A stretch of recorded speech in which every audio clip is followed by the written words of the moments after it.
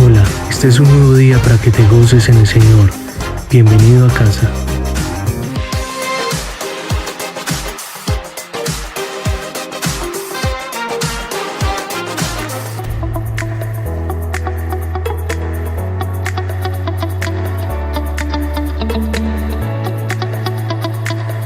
¿Ves cómo comenzamos la oración?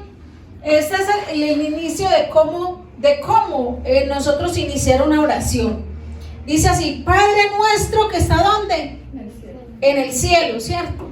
O sea, está haciendo referencia al Dios Todopoderoso, ¿cierto? Al que todo lo puede, el Creador, aquel que nos creó a todos nosotros. Dice que estás en el cielo, santificado sea tu nombre.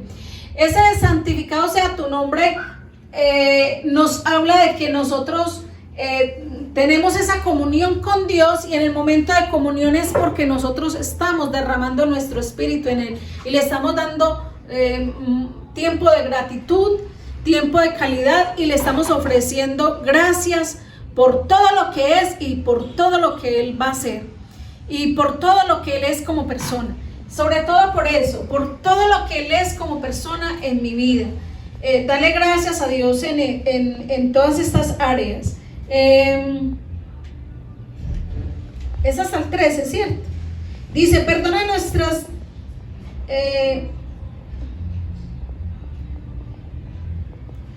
es desde el 9, ¿cierto? Dice: venga tu reino, hágase tu voluntad en el cielo, así también en la tierra. En esta parte, cuando le decimos que se haga la voluntad de Dios, así como porque en el cielo se hace la voluntad de Dios, en esa oración le decimos al Señor que nos permita que nosotros podamos hacer que la voluntad de Él se cumpla acá en la tierra a través de nuestra vida, nuestro comportamiento como hijos de Dios. El 11 dice: el pan nuestro de cada día, dánoslo hoy. En ese punto nosotros le pedimos a Dios las cosas materiales que necesitamos, pero primero, antes de nosotros pedirle a Dios cosas materiales, primero nosotros consagramos nuestra vida a Dios, diciéndole a Dios cuán agradecidos estamos con Él. O sea, primero va el derramar nuestro espíritu en Él y decirle: Señor, gracias por todo lo que has hecho, gracias por lo que harás, gracias, Señor, porque yo sé que todo aquello, Señor, que yo presente en oración delante de ti, todo eso viene como añadidura, Señor, a la consecuencia que tu presencia está en mi vida. Entonces, la oración también, si usted analiza algo profundo, la oración es algo que nos guía a tener ese tiempo de intimidad con Dios, de entrega, de rendición, de sumisión, de decirle: Señor, hoy me presento delante de ti porque yo necesito, Señor, que tú estés en mi vida, que tu presencia esté conmigo.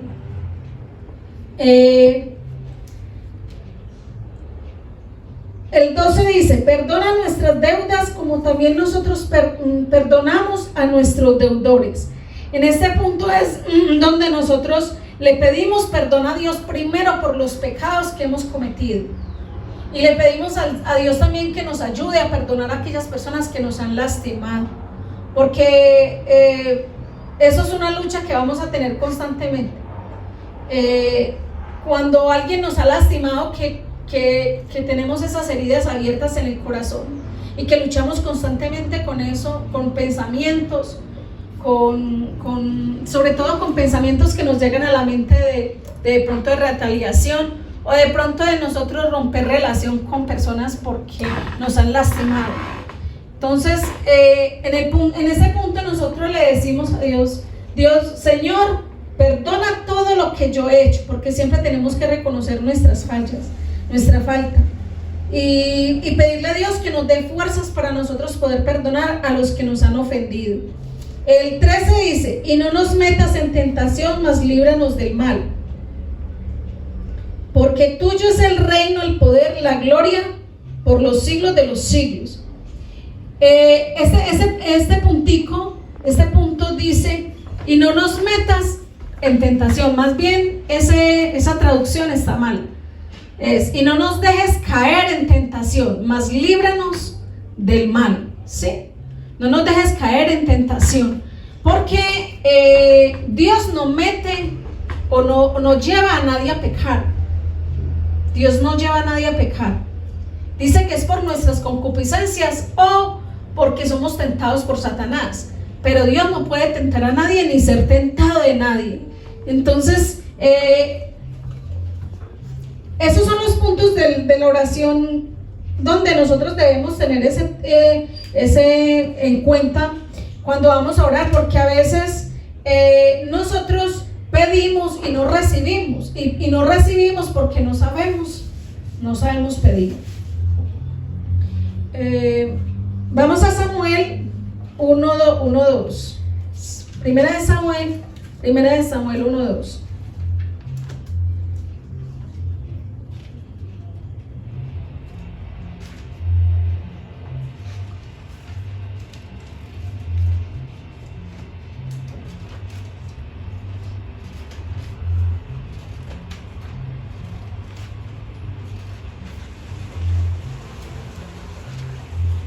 Primera de Samuel, capítulo 2, dice, cántico de Ana, dice, y Ana oró, dice así, mi corazón se regocija en Jehová, mi poder se exalta en Jehová, mi boca se ensanchó sobre mis enemigos, por cuanto me alegré en tu salvación. No hay santo como Jehová, porque no hay ninguno fuera de ti, y no hay refugio como el Dios nuestro. No multipliques palabras de grandeza y altanería. Cesen las palabras arrogantes de mi boca, porque el Dios de todo saber es Jehová, y Él toca el pesar, las acciones, los arcos de los fuertes, quiebran los dientes y ciñeron de poder. Los saciados se alquilaron por pan, y los hambrientos dejaron de tener hambre. Hasta la estéril ha dado a luz a 7, y la que tenía muchos hijos languidece. Jehová mata y Jehová da vida, y Él hace deshacer al Seol y hace subir. Jehová empobrece y enriquece, abate y enaltece, levanta al pobre del moledar y exalta al menesteroso. Estamos hasta qué versículo? Es hasta el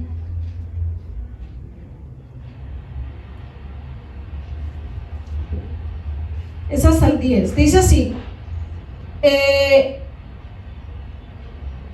levanta el pobre del polvo al pobre, al mular exalta al menesteroso, para hacer sentarse con príncipes y heredar un sitio de honor. Porque Jehová son las columnas de la tierra y afirmó sobre ellas el mundo. Él guarda los pies de sus santos, mas los impíos perecen en tinieblas, porque nadie será fuerte por su propia fuerza. Delante de Jehová será quebrantados sus adversarios, y sobre ellos tronará desde los cielos. Jehová juzgará desde los confines de la tierra y dará poder a su rey, exaltará su poderío de su ungido. Y Elcana se volvió a su casa en Ramá, y el niño ministraba a Jehová delante del sacerdote Elí. La oración de Ana. Ana, cuando se presentaba delante de Dios, dice que ella entraba al templo, se rendía ante Dios, a los pies de Dios, Y dice que ella comenzaba a mover los labios. Dice que cuando el sacerdote del Cana se acercó a la iglesia, vio que Ana movía los labios y él pensó que ella estaba ebria. Relata la palabra de Dios que él pensó en ese momento que ella estaba alcoholizada. Y él la llama y la reprende, porque él piensa que ya entró en esas condiciones a la iglesia, pero ella le dice: no tengas a tu sierva por una mujer ebria, porque es que estoy acongojada de espíritu. Y le estaba clamando a Dios porque ella deseaba tener hijos, pero habla la palabra de Dios que ella era estéril. Y ella clamaba y clamaba y clamaba a Dios para que le hiciera justicia y para que Dios tuviera misericordia de ella y le regalara ese hijo que ella anhelaba. Y cuando ella oraba, dice la palabra de Dios que oraba. ¿Cómo es? Cuando llegó el Cana, ¿qué estaba haciendo Ana? Diga, moviendo los labios. Moviendo los labios. Cuando una persona ora así, está orando, eso se llama orar entre los dientes. Eso es un tipo de oración que todo cristiano debe aprender, y debemos de tener ese entrenamiento cuando vamos a orar, porque hay oraciones que no se pueden hacer audibles. La guerra espiritual se hace audible, o sea, la guerra espiritual, usted no puede decir que va a hacer guerra espiritual y orar entre los dientes, porque usted está atando, está reprendiendo, y cuando estamos atando y estamos reprendiendo se tiene que hacer duro, para que los demonios, para que principados, potestades, huestes y gobernadores de las tinieblas escuchen, y para poder que sus espíritus queden atados. Entonces, si uno quiere atar y reprender, se tiene que hacer, como diga, audible y duro. ¿Cómo se hace? Audible y duro. Nos da Jesús las claves de cómo oramos, la clave de cómo oramos. Entonces, primero nos presentamos delante de Dios Padre, ¿cierto? Exaltamos y glorificamos su nombre. Le decimos cuán agradecidos estamos con Él.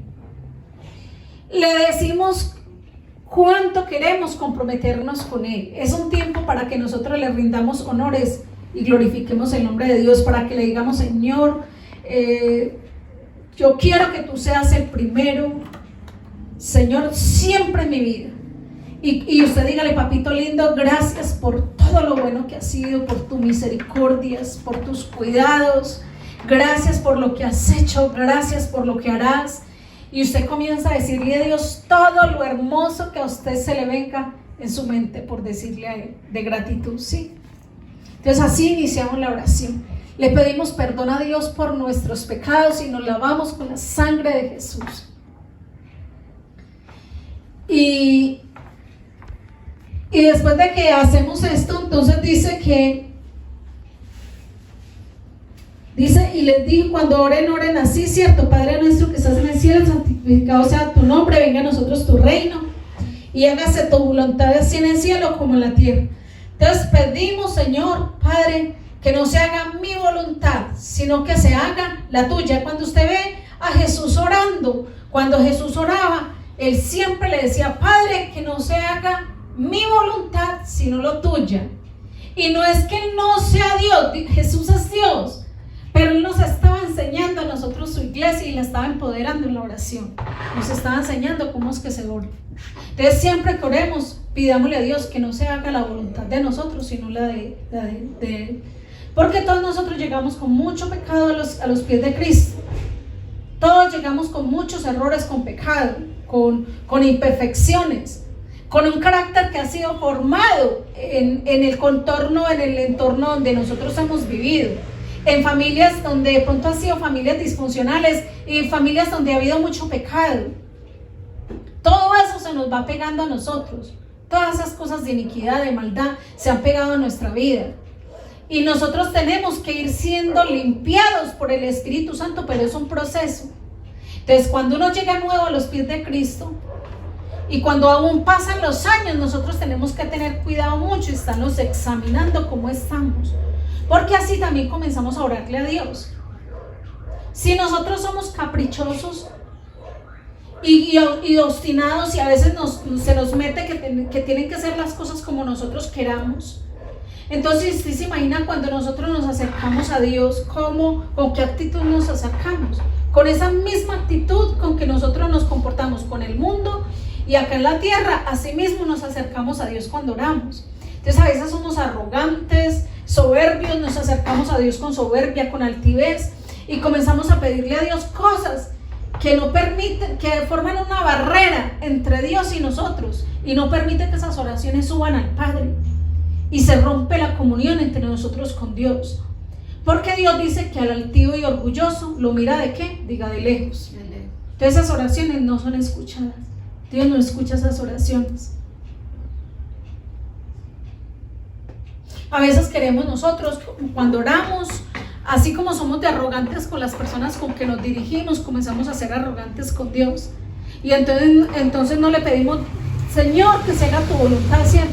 Sino que lo violentamos y queremos decirle a Dios que haga las cosas como nosotros queremos. Y usted no ha visto gente que comienza a orar y porque no reciben se van de la iglesia o dejan de congregarse, y usted las ve después desanimadas. ¿Usted cree que por qué pasa eso?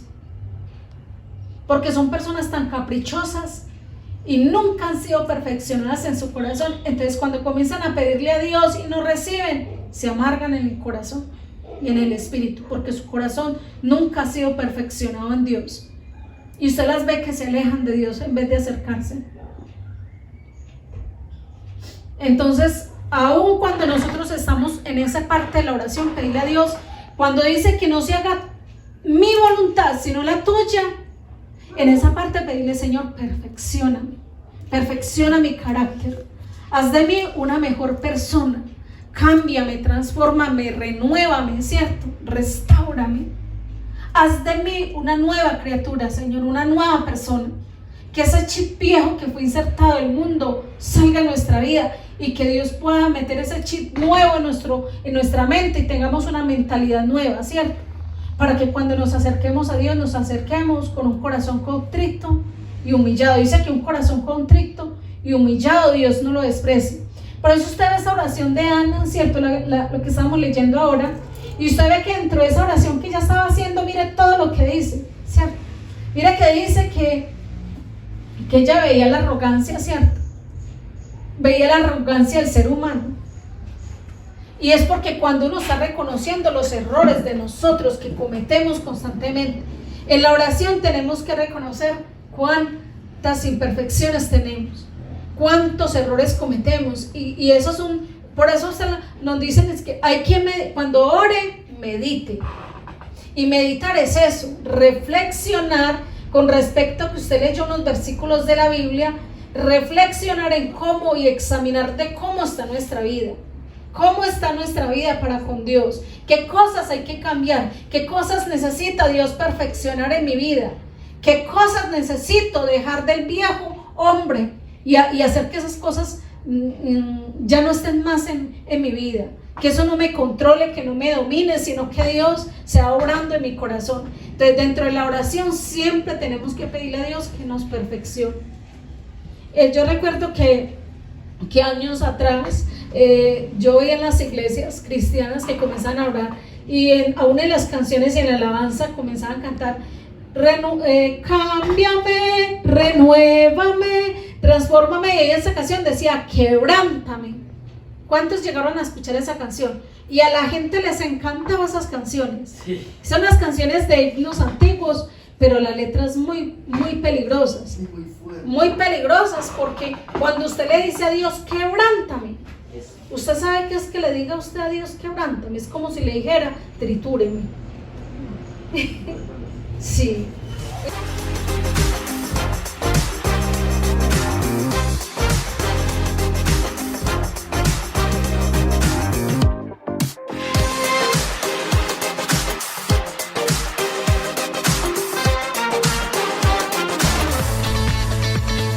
Gracias por habernos acompañado en la experiencia en línea de Igley Cooper Alonso. Recuerda suscribirte y activar las notificaciones. Bendiciones.